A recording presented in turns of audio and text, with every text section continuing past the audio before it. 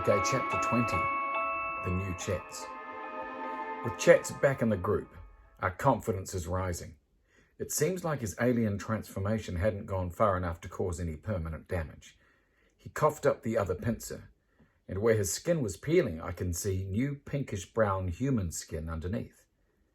We're making our way back to my room to collect the rest of the moss, which we need for the next stage of our plan. Chet says for the 20th time. I don't think it works anymore, Chet, Cat says, which is a good thing, right? I don't know. I didn't like the pincers, but the balls of venom were kind of cool. Imagine what I could do with them.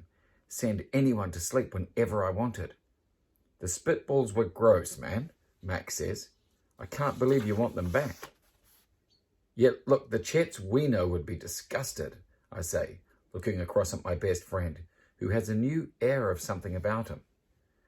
Turning into an alien changes you, literally and also emotionally, I say. He nods. We all laugh. It's so good to have him back. I'm sorry for the things I said to you, Lance, he says. You are my best friend, and you've always had my back. Deep breaths. Look, I can explain why I trapped Trent in the toilets and why I didn't tell you about it. Well, I know you did it for a good reason, Chet says. You don't need to explain. Let's talk about it once we get out of this flipping crater. Oh my gosh, Chet said and almost swear. Cut gasps.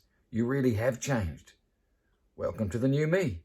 Chet smiles and starts trying to walk with what I think is supposed to be a gangster swagger. Chets, I say, you're a straight savage. All is quiet in the dorm room. We tiptoe down the steps to my room and quietly open the door, expecting to find Trent sleeping with the CPAP on again. But he's not there. That's weird, says Kat.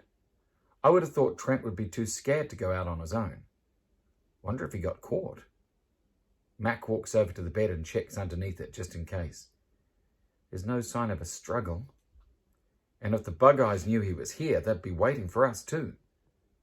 So where is he then? Says Chets. We look around the room, all of us blank. And that's when I realize something else is missing. Guys, the bag of moss, it's not here. The CPAP is missing too, says Mac. Mac and Kat start opening the drawers and checking under the duvet. But I know where it's gone. Trent's taken them, I say. He's taken them and gone for the gate to try and escape. He's saving himself, Kat gasps. Of course he is, says Mac. Why the hell did we trust him? This is bad, really bad. We can't run the plan without the tardigrades. Can we get some more? Chets asks. We took all of it, Kat says.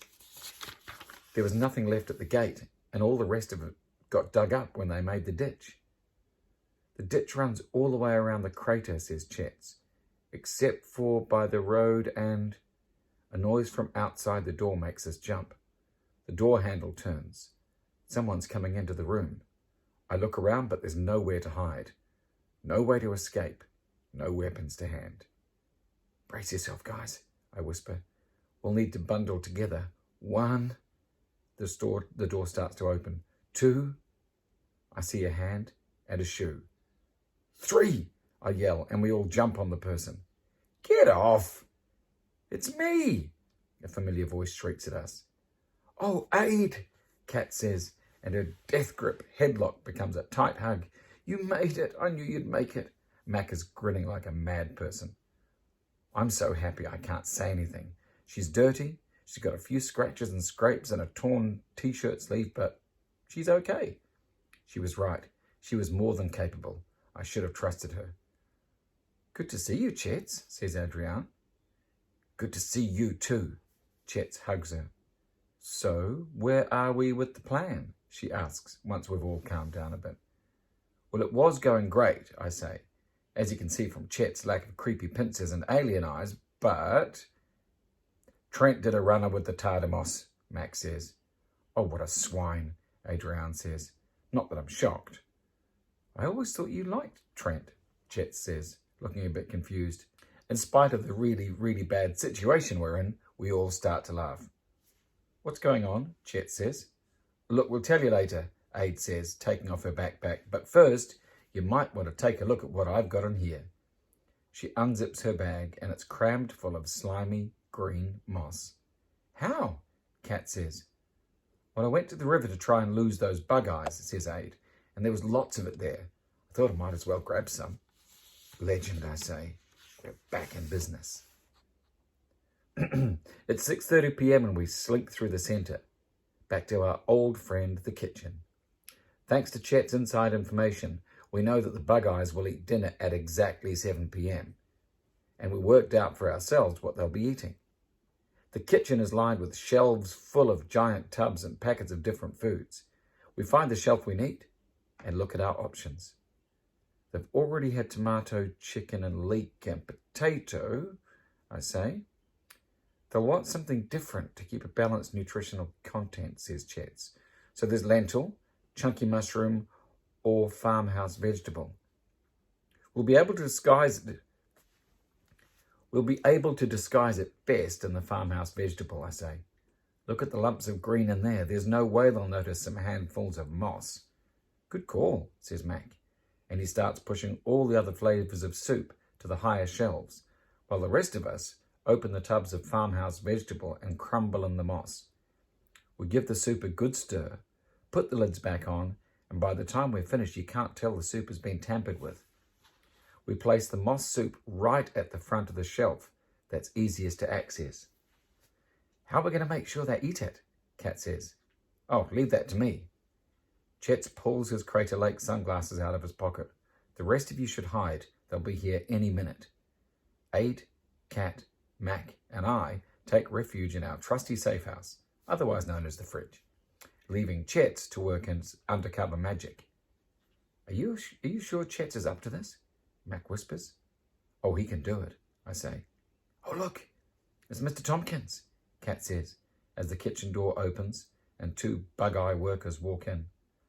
The four of us peek carefully through the tiny opening we've left so we can spy out the fridge. He's ruined his special T-shirt. He's going to be really upset about that when this is all over, says Adrienne. Rest in peace, T-shirt, I say. It's the end of an era. Life will never be the same again. Oh, and there's Khalil, says Mac. Mr. Tompkins and Khalil hanging out together, making some soup.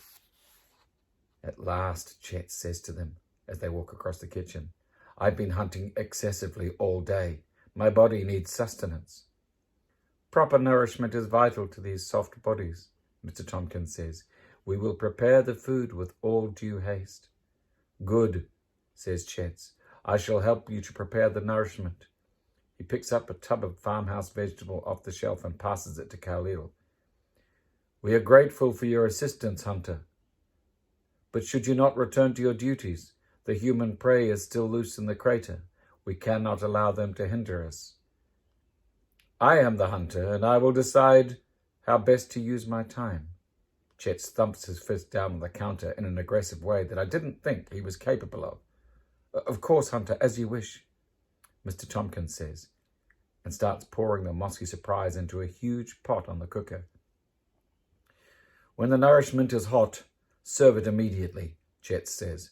I will perform one more circuit of the crater before I join the hive for my sustenance. He walks out of the kitchen. Tompkins and Khalil finish warming the soup. Then they carry it from the kitchen in the steaming pot. You don't think the water bears would have been cooked to death, do you? Kat whispers. They should be fine. Remember, they can survive extreme conditions, including really hot or cold. They're probably swimming around in that soup having a tardy party, says Mac. Did you see me? Chet comes running in. How awesome was I? You were so convincing, says Adrienne. I've never heard you speak that way before. It was weird. You did great, Chet, I say, but it's going to be harder to convince Hosh and Digger you're still a bug-eye. Are you ready for this? I am so ready, he says. Then let's prepare for the final stage, I say. It's all or nothing now.